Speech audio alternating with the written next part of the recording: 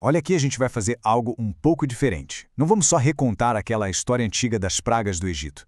A gente vai, na verdade, desmontar a estrutura dela, entender, sabe, passo a passo, como uma série de calamidades foi construída para quebrar a vontade de um rei e, no fim, libertar um povo.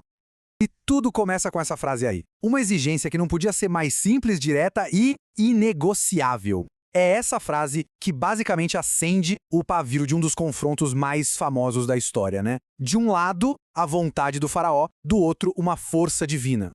Então vamos lá. A cena se arma com Moisés e Arão chegando e entregando o ultimato divino, assim, na cara do faraó. O palco tá montado, né, para uma luta de poder que vai ser monumental, onde cada lado vai esticar a corda para ver até onde o outro aguenta. E a escolha que eles colocam na mesa é absoluta. Não tem meio termo, não tem espaço para negociar. As linhas são desenhadas na areia de forma bem clara. Ou o povo é libertado, ou o Egito inteiro vai pagar o preço. Pronto, a primeira ameaça está feita. Pois é. E a primeira consequência não demora a chegar. E é aqui que a coisa fica interessante. A praga das rãs não é só uma catástrofe, um desastre. Ela é crucial. Por quê? Porque ela estabelece um padrão, um ciclo de 4 etapas que vai definir todo o resto do conflito daqui para frente. E que ciclo é esse? É basicamente assim, ó. Primeiro vem a ameaça. Logo depois, a praga se concretiza. Aí, no meio do desespero, começa a negociação. E por fim, assim que a pressão diminui um pouquinho, vem a traição. Esse padrão de 4 passos vira um motor que move toda a narrativa. E a praga em si? É total.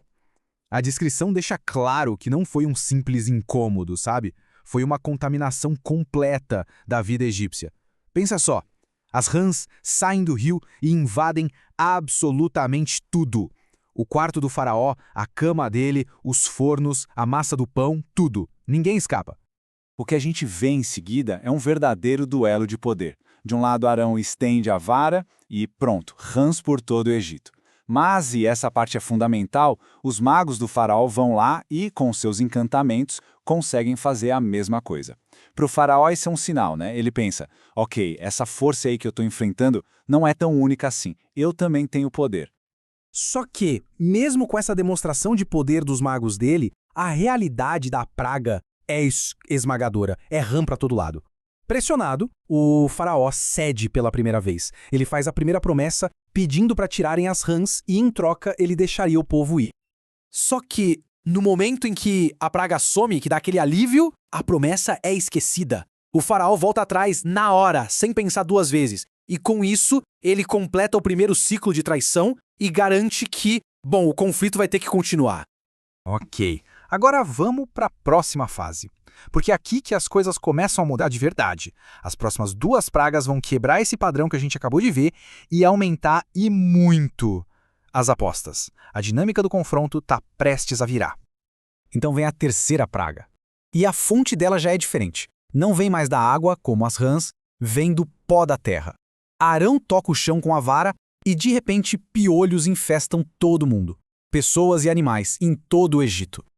E aqui, atenção, porque esse é o primeiro grande ponto de virada. Os magos do faraó, claro, tentam fazer a mesma coisa, igual fizeram com as rãs. Só que dessa vez, eles não conseguem, falham. Os encantamentos deles simplesmente não funcionam. O poder deles bateu num teto. E essa falha leva a uma admissão que é impressionante. Porque não vem de Moisés ou Arão, vem dos próprios conselheiros do faraó. São eles que olham para aquilo e reconhecem que tem uma força muito maior em jogo. A frase deles é icônica. Isto é o dedo de Deus. Eles admitem que existe um poder divino muito, mas muito além do deles. E a escalada continua. A quarta praga, a das moscas, traz outro ponto de virada importantíssimo, a separação. Uma nova regra entra no jogo. Uma regra que vai deixar a mensagem ainda mais clara, se é que isso era possível. E essa divisão mostra exatamente a mudança. Pela primeira vez, é feita uma distinção muito clara. Na terra de Gósen, onde viviam os israelitas, nada de moscas, protegida. Já no resto do Egito, caos total, enxames de moscas por toda a parte. Isso prova, sem sombra de dúvida, que não é um desastre natural aleatório. É um julgamento com alvo certo. Aí fica a pergunta, né? Com tanta evidência se acumulando, por que o conflito continua? Por que o faraó não cede de vez? A resposta está numa frase que se repete o tempo todo na história: o coração endurecido do faraó. E se a gente olhar para a linha do tempo, o padrão de comportamento do faraó fica óbvio. É sempre a mesma coisa. Sob pressão, ele cede, faz promessas. Deixarei o povo ir, ou então, podem ir, mas não muito longe. Mas é só a pressão diminuir um pouco e a teimosia, o desafio volta com tudo. Esse tal de coração endurecido é, na verdade, o grande motor da história. E é importante entender que isso é mais do que só teimosia. É, ao mesmo tempo, uma falha de caráter do faraó, essa recusa dele em admitir que existe um poder maior e também um dispositivo da narrativa. É esse endurecimento que força a escalada. Pensa bem, sem isso, a história acabava ali. Com isso, cada nova praga tem que ser inevitavelmente pior que a anterior. Bom, então o cenário está montado. Essas primeiras pragas já desenharam uma trajetória bem clara e bem aterrorizante. O padrão de escalada está definido e as implicações do que vem a seguir são seríssimas. Vamos só recapitular rapidinho. As rãs estabeleceram o padrão do conflito. Os piolhos quebraram a moral e o poder dos magos. As moscas provaram que o julgamento tinha endereço certo e que havia proteção divina. Em cada uma dessas etapas, a recusa do faraó basicamente carimbava o passaporte para uma praga ainda pior.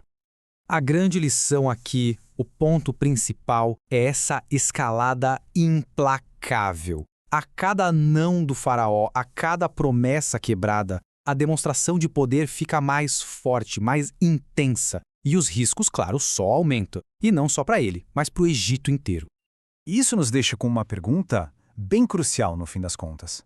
Se pragas que destroem o dia a dia, que humilham o poder mágico do Egito e que mostram uma separação divina da Terra não funcionam, então o que funcionaria? Que tipo de poder seria preciso para, finalmente, quebrar a vontade do faraó?